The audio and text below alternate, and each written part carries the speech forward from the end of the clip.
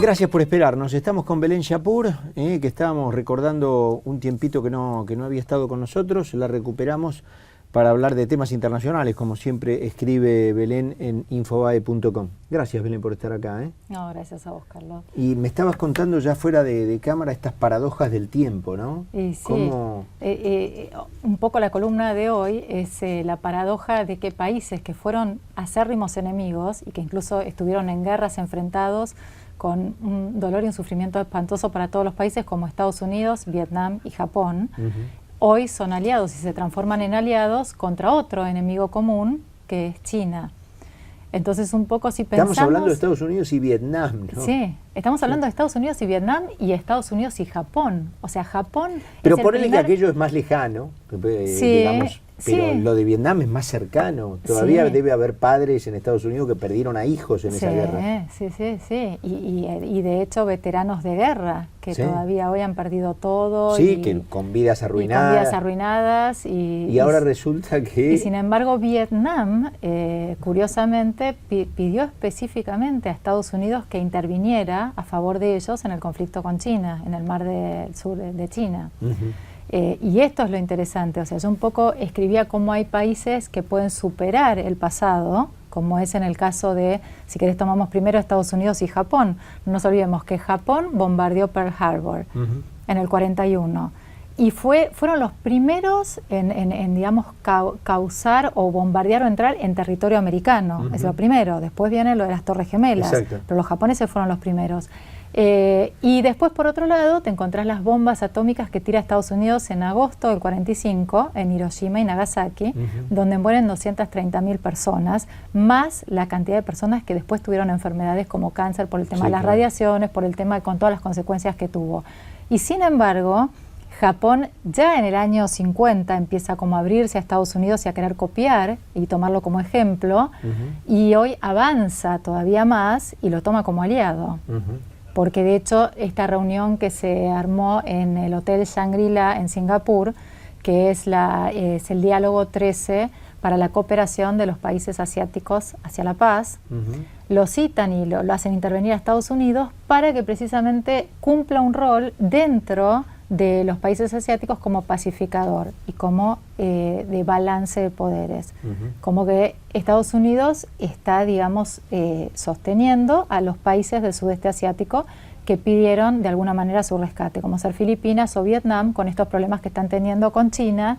¿Qué es lo que pasa con China, por otro lado? China necesita recursos naturales, China necesita petróleo porque por más que el crecimiento de China bajó del 11% al 7,5%, vos pensás que estamos hablando de un crecimiento del 7,5% de un gigante. De un gigante, ¿no? Porque es una bola de nieve, 7,5% sobre lo que ya había crecido, que ya era tremendo. Exacto, y por otro lado estás hablando de la fábrica del mundo. Si vos hoy recorres, en Estados Unidos antes encontrabas lo que no era de muy buena calidad chino. Hoy encontrás en todas las altas marcas que es chino. Claro. Todo es chino. Bueno, el iPhone es chino. El iPhone es chino, todo se fabrica, las fábricas están en China y de ahí envían a Estados Unidos todos los productos que, si bien el know-how parte de Estados Unidos, lo producen en China. Exacto.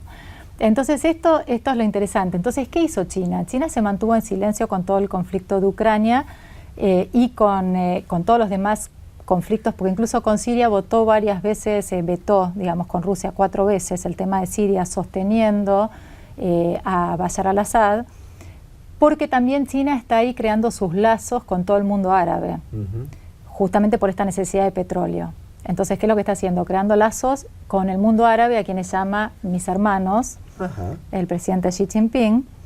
Y por otro lado, está en el mar de China, hay diversas islas que se las disputa con Filipinas, con Japón y con Vietnam.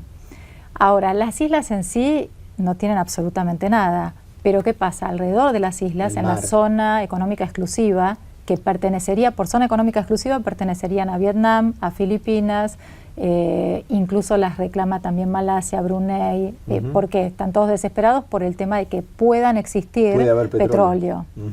Entonces ahí está el tema y por eso China las quiere y bueno, y los otros países las reclaman y dicen, no, esto es nuestro. Y bueno, eso es lo interesante de lo que está pasando ahí, que en esta reunión tanto el primer ministro de Japón, Shinzo Abe, como el ministro de Defensa de Estados Unidos, Chuck Hagel, dejaron bien en claro que no van a permitir que China siga avanzando sobre los distintos mares, sobre el mar Oriental y sobre el mar del Sur, que de hecho hace muy poco, de forma unilateral, instaló una planta de perforación petrolera cerca de la isla China, Paracelso, en una zona que reclama Vietnam. ¿Y cómo se supone que lo van a impedir? Por ahora lo amenazan diciéndole que si sigue avanzando o si sigue tomando decisiones de manera unilateral sin consultar, que van a tomar medidas. O sea, la primera frase con la que amenazan últimamente es vamos a tomar medidas, pero no dicen qué medidas. Claro. Después empiezan a avanzar con sanciones económicas, claro.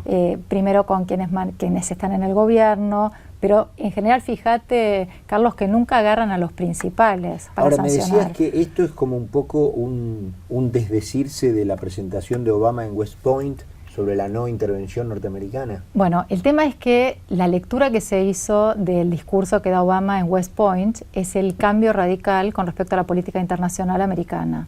O sea, por primera vez definió, a raíz de todas las críticas que Obama recibió, definió cuál era la política de su gobierno y quedó claro que Estados Unidos no va a intervenir como lo hizo anteriormente en otras administraciones como la de Bush de manera unilateral, por ejemplo Irak, por ejemplo Afganistán, sino que lo va a hacer solamente en conjunto donde sea necesario. Pero como las declaraciones de Obama fueron tibias y fueron más a nosotros vamos a tomar un rol pacificador, nos vamos a volver más a territorio americano, no vamos a mandar más. De hecho, ahí en West Point es donde dice que para el 2016 terminan de volver todas las tropas de Afganistán a Estados Unidos. De hecho, las de Irak ya se levantaron todas, queda muy poco. Y lo que se les cuestiona de Afganistán e Irak es que Estados Unidos intervino, pero no se resolvió nada. Irak sigue con unos conflictos enormes, no pudo fortalecer ni encaminar demasiado la democracia. Y en Afganistán lo mismo, hay que ver, ahora tuvieron elecciones, pero son unas elecciones que son un poco así no claras. Por otro lado tenés a los talibanes dando vueltas, entonces hay que ver qué va a pasar cuando Estados Unidos termine definitivamente de retirar las tropas. Y el famoso, digamos, hay así como un mito de Estados Unidos se metió en estos países para el petróleo y, o sea, realmente ni en Irak ni en Afganistán podemos ver o decir sí, sacó petróleo. Claro.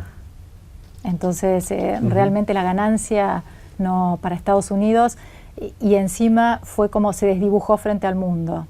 El mundo empezó a ponerse en contra de Estados Unidos por estas intervenciones que hacía y entonces Obama un poco se retira y al dar ese discurso y dejar esa sensación como que, bueno, a partir de ahora que el mundo se arregle, nosotros vamos a intervenir de manera pacífica, es que Hagel deja sentado en esta reunión ya con otro tono, diciendo como que eso tiene un límite. Exactamente. O sea, nosotros vamos a avanzar con nuestros aliados de la manera que haga falta. Sí. Bueno, perfecto. Está de todos modos esto ampliado, la columna de Belén en infobae.com, quedó clarito de todos modos. Y lo paradójico, digamos, la conclusión que saco es cómo con el pasar del tiempo, ¿no es cierto? Países, bueno, que estuvieron enfrentados. A mí el ejemplo que más me pega es el de Estados Unidos y Vietnam, ¿no? Porque lo gratuito de aquel enfrentamiento, la gente que murió de manera tremenda, la cantidad de vidas arruinadas, y ahora resulta que el propio Vietnam es el que pide la intervención norteamericana para resguardarlo ¿de quién? De quien en la guerra contra Estados Unidos había sido su principal aliado, es decir, China. En fin. La vida te da sorpresas, como diría una canción. Gracias, Belén, por estar acá. No, gracias a vos. Nos vamos a la última pausa y cerramos el programa con nuestro jefe de editores de economía, con Daniel Estico. En un minutito, no se vayan. Vamos hasta las 7.